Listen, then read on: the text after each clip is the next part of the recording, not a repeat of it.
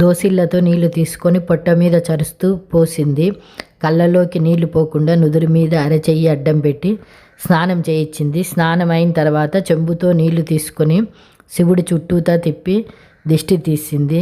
మెత్తటి గుడ్డతో ఒళ్ళు తుడిచింది. తుడిచిన తర్వాత ధూపం వేసి ఉయ్యాలలో పడుకోబెట్టింది. ఊపుతూ జోలపాటలు పాడింది. 3 కళ్ళకు కాటుక పెట్టేది.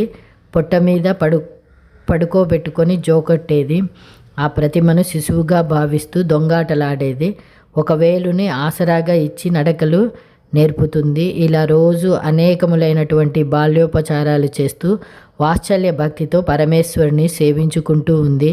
ఆయన మీద తన భక్తిని ఆ విధంగా తీర్చుకోసాగింది. ఆమె తల్లి ప్రేమను చూసి ముగ్ధుడైన హరుడు కూడా ఆమె కోరినట్లే 5 ఏండ్ల బాలుడిలా ప్రవర్తించేవాడు. ఆమె కొంగు పట్టుకొని తిరుగుతూ ఆమె ఉపచారాలు అన్నీ ఆనందంగా